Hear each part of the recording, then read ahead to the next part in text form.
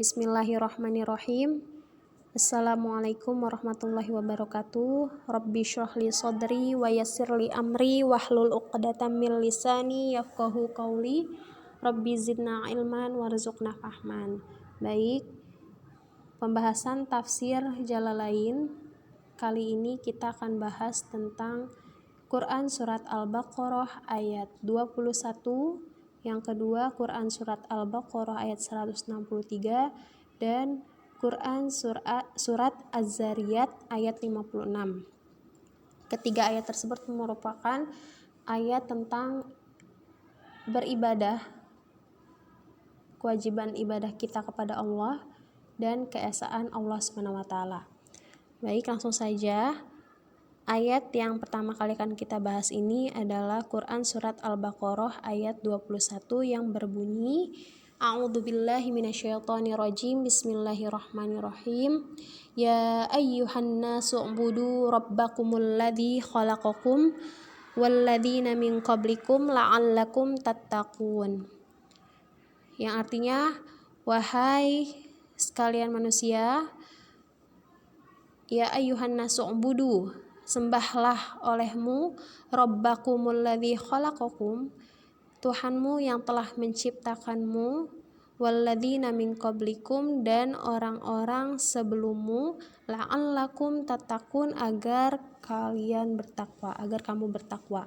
Nah, itu terjemahan dari ayat tersebut. Langsung saja kita baca tafsirnya dari kitab tafsir Jalalain. Ya ayyuhan nasu, wahai sekalian manusia, tegasnya atau maksudnya dari An-Nas di sini adalah ahlu Makkah, yaitu penduduk kota Mekah.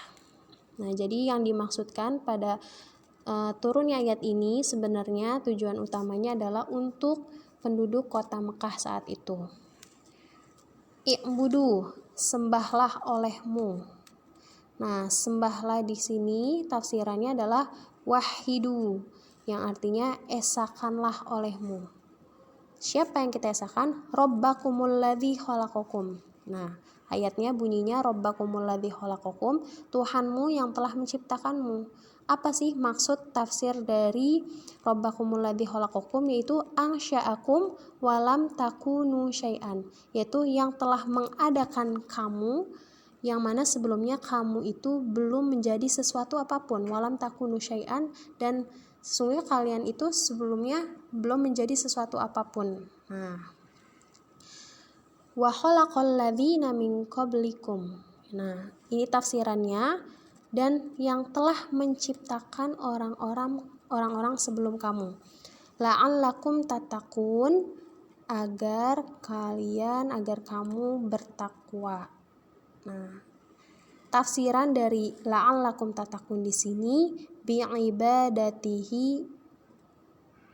iqabahu, ya, dengan menyembahnya untuk menghindari siksaannya.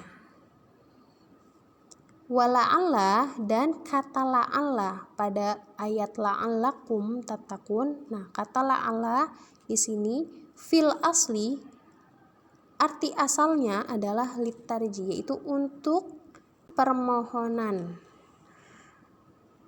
Wa fi kalamihi ta'ala, dan adapun dalam perkataannya Allah Ta'ala, dalam kalamullah, itu litahqiq, yaitu untuk menyatakan kepastian. Nah, jadi penjelasannya bagaimana? Jadi penjelasan dari tafsir ini adalah, wahai sekalian manusia, yaitu yang pada awalnya kata-kata manusia ini ditujukan khususnya untuk penduduk kota Mekah. Nah, itu apa? Mereka itu disuruh untuk menyembah, ya. Jadi khususnya itu untuk mereka penduduk kota Mekah, tapi umumnya kalimat ini, kata Anas ini, itu untuk kita sebagai manusia. Sembahlah di sini maksudnya wahidu, esakanlah Allah, ya. Jadi kita harus wajib mentauhidkan Allah Subhanahu wa taala, yang apa? Yang mana Rabbakumul ladzi khalaqakum, itu Tuhanmu yang telah menciptakanmu. Nah, apa sih yang maksud maksudnya Tuhanmu telah menciptakanmu, itu tadi dari tafsirannya adalah artinya ansyakum walam takunu syai'an, yang mana telah menjadikan kamu ada yang tadinya itu tidak ada. Nah, sebagaimana yang kita ketahui, asalnya hanya ada Allah Subhanahu wa taala sebelum terciptanya alam semesta ini. Nah, sebelum terciptanya alam semesta ini ya hanya Allah satu-satunya zat yang maha sempurna, maha pencipta, maha pengatur yang ada. Nah, kita manusia sebagai makhluk itu tadinya nggak ada, tapi menjadi ada ya karena Allah Subhanahu wa taala, karena Allah menciptakan kita. Nah, wa khalaqal ladzina min qablikum, dan selain Allah telah menciptakan kita sebagai manusia, atau itu makna umumnya, untuk makna khususnya ada selain Allah itu telah menciptakan mereka penduduk Mekah, Allah juga sudah menciptakan orang-orang sebelum kita, atau itu makna umumnya ya. Untuk makna khususnya Allah telah menciptakan orang-orang sebelum penduduk kota Mekah itu.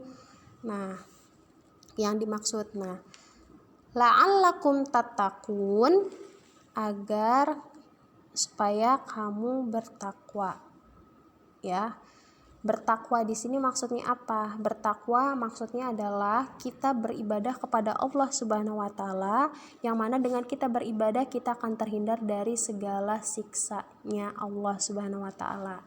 Nah, tapi yang perlu digarisbawahi adalah kata la'alla di sini bukan kata la'alla yang biasanya diartikan sebagai kalimat permohonan atau kata-kata semoga atau harapan. Tapi kata la'alla di sini yang ada di ayat ini atau dalam perkataannya Allah Subhanahu wa taala itu untuk menunjukkan kepastian, ya. Jadi kepastian apa? Kepastian yang dimaksud adalah ketika manusia itu beribadah kepada Allah, mengesahkan Allah Subhanahu wa taala yang mana telah menciptakan kita, yaitu Tuhan yang menciptakan kita, yang menjadikan kita ada dari tidak ada, bahkan menciptakan orang-orang sebelum kita. Dengan beribadah dan mengesahkan Allah, kita akan termasuk menjadi orang-orang yang bertakwa. Nah, menjadi orang-orang yang bertakwa ini adalah menjadi suatu kepastian, bukan permohonan, ya. Jadi kata la'alla di kalimat ini, di firman Allah ini menyatakan kepastian bahwa ketika seorang manusia itu beribadah kepada Allah, yaitu Tuhan pencipta alam semesta, khususnya pencipta manusia yang tadinya tidak ada menjadi ada, itu akan menjadi orang yang bertakwa. Dan ini merupakan suatu kepastian, bukan permohonan. Ya, jadi kata la'alla di sini adalah suatu kepastian ketika manusia beribadah kepada Allah, mengesahkan Allah, dia akan menjadi orang yang bertakwa. Ayat Quran surat Al-Baqarah 163 yang berbunyi A'udzubillahi minasyaitonirrajim, Bismillahirrahmanirrahim, wa ilahukum ilahu wahid la ilaha illa huwar rahmanur rahim. Quran surat Al-Baqarah ayat 163 yang artinya, dan Tuhanmu, wa ilahukum, dan Tuhanmu, ilahu wahid, yaitu Tuhan yang maha esa, la ilaha illa huwa, tidak ada Tuhan selain dia, yaitu Ar-Rahmanur Rahim, yang maha pemurah lagi maha penyayang. Nah, tafsiran dari Quran surat Al-Baqarah ayat 163 ini adalah wa nazala lima qalu safful lana rabbuk. Dan tatkala mereka orang-orang kafir berkata kepada Rasulullah, ya, maka turunlah ayat ini. Berkata apa mereka? Mereka tuh, jadi sebelum turunnya ayat ini, orang-orang kafir itu sempat minta bukti bahwa seperti apa sih Tuhanmu itu. Nah, turunlah ayat ini, maka berbunyi wa ilahukum, dan Tuhanmu itu, ya, wa ilahukum, dan Tuhanmu itu. Arti ilahukum di sini artinya tafsirannya itu al-mustahaqqu lil ibadati minkum, yaitu yang berhak, al-mustahaqqu itu yang berhak lil ibadati minkum, untuk menerima ibadah dari kalian manusia, ya. Jadi maksudnya adalah yang patut menjadi sembahan. Nah, al-mustahaqqu lil ibadati minkum, yang patut menjadi sembahanmu, ya, atau sesuatu yang berhak menerima penyembahan atau ibadahnya dari kalian. Kalian itu maksudnya manusia, ya. Atau arti ringkasnya itu yang patut menjadi sembahanmu. Jadi wa ilahukum itu artinya adalah yang patut menjadi sembahanmu itu ilahu wahid, adalah Tuhan yang Maha Esa. Apa sih yang dimaksud dengan ilahu wahid? Tafsiran di sini artinya ilahu wahid itu la nazira lahu, yang tidak ada bandingannya, tandingannya, ya, la nazira lahu, yang tidak ada bandingannya, fi dzatihi, pada zatnya Allah, wala fi sifatihi, dan juga tidak ada tandingannya atau bandingannya fi sifatihi, pada sifat-sifatnya, ya. Jadi kata ilahu wahid atau kutipan ayat ilahu wahid ini artinya Tuhan yang Maha Esa, tapi Tuhan yang Maha Esa ini maksudnya yang tidak ada bandingan atau tandingannya pada zatnya Allah dan sifat-sifatnya Allah. Nah, wa ilahukum ilahu wahid la ilaha illa huwa, yang tidak ada Tuhan kecuali Dia. Nah, Dia ini artinya apa? Dia ini artinya huwa itu Allah maksudnya, ya. Huwa itu atau artinya Dia ini yang dimaksud adalah Allah, yaitu Allah itu apa? Ar-Rahmanur Rahim, itu Tuhan yang Maha Pengasih, yang Maha Pemurah, lagi Maha Penyayang. Nah, jadi maksud dari ayat ini merupakan bahwa Tuhan kita itu Allah Subhanahu wa taala adalah Tuhan yang Maha Esa, ya. Tuhan yang berhak menerima penyembahan dari hamba-hambanya, baik dari golongan jin ataupun manusia, dan Dia ini adalah Tuhan yang Maha Pengasih lagi Maha Penyayang. Nah, yang mana Allah itu tidak punya bandingan dengan yang lain, baik dari sisi zat Allah maupun dari segi sifat-sifatnya, karena sudah jelas bahwa Allah itu maha sempurna, ya. Itu Quran surat Al-Baqarah ayat 163. Ya, sekarang kita lanjut ke Quran surat Adz-Dzariyat ayat 56 yang berbunyi a'udzubillahi minasyaitonirrajim, bismillahirrahmanirrahim, wa ma khalaqtul jinna wal insa illa liya'budun. Adz-Dzariyat ayat 56 artinya, dan aku tidaklah menciptakan jin dan manusia melainkan supaya mereka menyembahku atau beribadah kepadaku. Nah, tafsirannya adalah wa ma khalaqtul jinna wal insa liya'budun, itu dalam kitab tafsir Jalalain ini tafsirannya wala yunafi dzalika, dan tidak bertentangan sama sekali, tidak menafikan sama sekali hal tersebut. Dengan apa? Dengan adamu ibadatil kafirin, yaitu tidak adanya penyembahan dari orang-orang kafir. Adamu artinya tidak ada, ibadatil kafirin penyembahan dari orang-orang kafir. Li'annal ghayata, karena sesungguhnya tujuan dari ayat ini la yalzamu wujudaha, itu tidaklah memastikan, tidaklah mengharuskan wujudaha, keberadaannya. Kama fi qaulika, sebagaimana pada perkataanmu, yang dimaksud itu baroitu hadzal qalama, aku runcingkan pena ini atau pensil ini, liaktuba bihi, supaya aku bisa menulis dengan menggunakannya. Itu kata-katanya. fa innaka qad la taktubu bihi. Tapi pada kenyataannya sesungguhnya kadang-kadang kamu tidak menggunakannya, tidak menulis dengan pulpen tersebut atau pensil tersebut. Nah, jadi maksud dari tafsiran tersebut adalah